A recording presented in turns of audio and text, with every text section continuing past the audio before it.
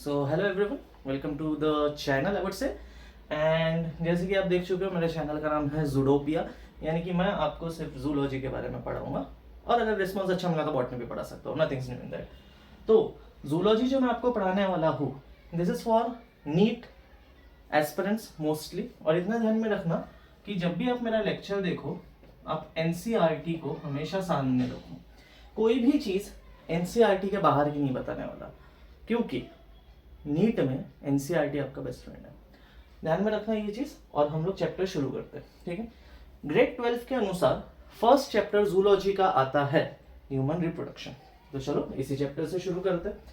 Basic से start करते हैं। हम लोगों को पता है दो टाइप के रिप्रोडक्शन होते हैं, sexual and asexual. Human reproduction जो है ये आता है सेक्सुअल रिप्रोडक्शन में। Okay, now sexual reproduction slow है कि फास्ट है, ये आपको पता है, ये काफी स्लो होता है।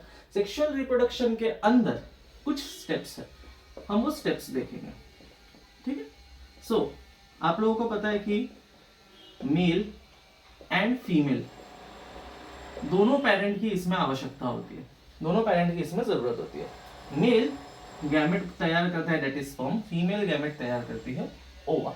ओके, लेकिन ये जो इसके अंदर ये जो गैमेट जन्मा है, ये जो दोनों के अंदर ये जो गैमेट जन्मा है, इसे कहते हैं step 1, that is gametogenesis.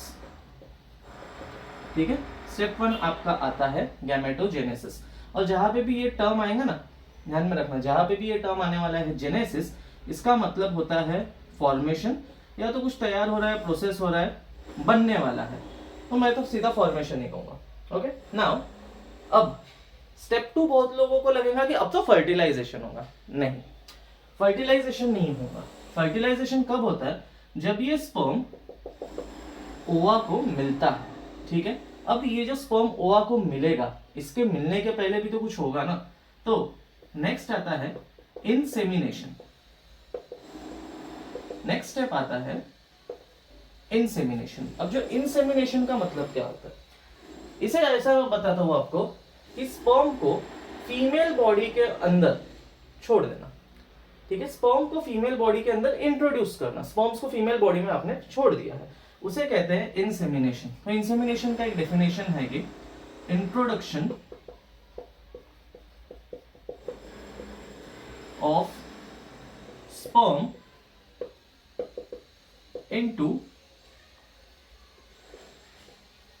Female body. देखो यहाँ पे मैंने ठीक से यहाँ पे बॉडी लिखा है, फीमेल बॉडी, मैंने ओवा नहीं कहा या फीमेल गैमेट नहीं कहा, सिर्फ बॉडी में स्पर्म का इंट्रोडक्शन कराना, that is known as the insemination.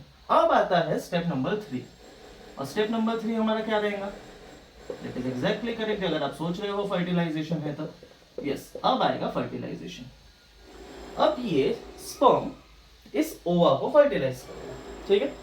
अब फर्टिलाइजेशन की छोटी सी डेफिनेशन हम लोग लिख लेते हैं, that is fusion of male and female gamete, ठीक है।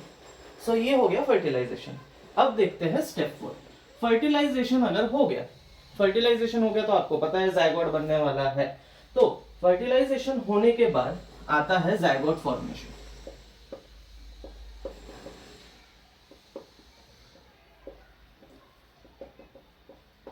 ओके, जायगोट फॉर्मेशन आगे चल, जो जायगोट है वो आगे चल के एम्ब्रियो बनता है, एम्ब्रियो ग्रो करता है, तो आगे चल के आप इसको एम्ब्रियोजेनेसिस भी बोल सकते हैं। ये देखो जेनेसिस आ गया फिर से, फॉर्मेशन वाला शब्द, ठीक है। अब एम्ब्रियो तैयार हो गया है, जायगोट बन चुका, सॉरी जायगोट बन गया था, एम्ब्रियो तैयार हो चुका है। अब इसको कहीं पे जाके रुकना पड़ेगा, क्योंकि 9 महीने का टाइम आने वाला है। अब ये जो रुकना है, ठीक है, ये स्टेप को कहा जाता है इम्प्लांटेशन।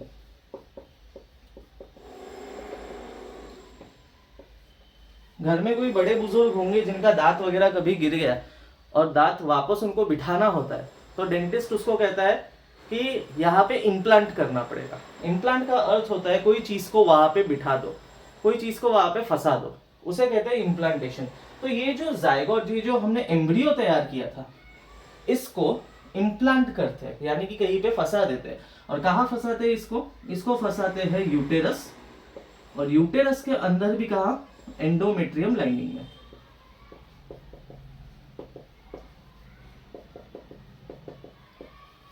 इसको यूटेरस के एंडोमेट्रियम लाइनिंग में इम्प्लांट किया जाता है।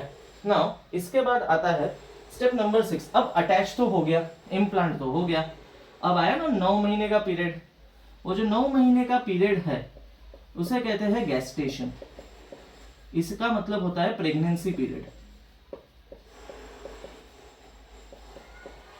ये जो 9 महीने का पीरियड है इसे कहते हैं गैस्टेशन, जिसका मतलब होता है प्रेगनेंसी पीरियड। अब प्रेगनेंसी हो गई, ठीक है। प्रेगनेंसी के बाद एक और पीरियड आता है, मैं यहां पे लिख रहा हूं, ये होता है पार्चुरेशन। पार्चुरेशन का अर्थ होता है डिलीवरी। और लास्ट आता है लैक्टेशन। तो ये जो है ये है हमारे स्टेप्स। सो हमें ये चैप्टर के अंदर 1 2 3 4 5 6 7 एंड 8 स्टेप्स हमें देखने हैं, ठीक है। साथ ही साथ में हमें देखना है male reproductive system, female reproductive system, menstrual cycle. Then उसके बाद हमें देखना है, क्या देखना है हमें, fertilisation, zygote formation, embryogenesis, and then हम लोग देखेंगे parturition, lactation, sorry, gestation, parturition and lactation. So let's continue this in the next video. Thank you.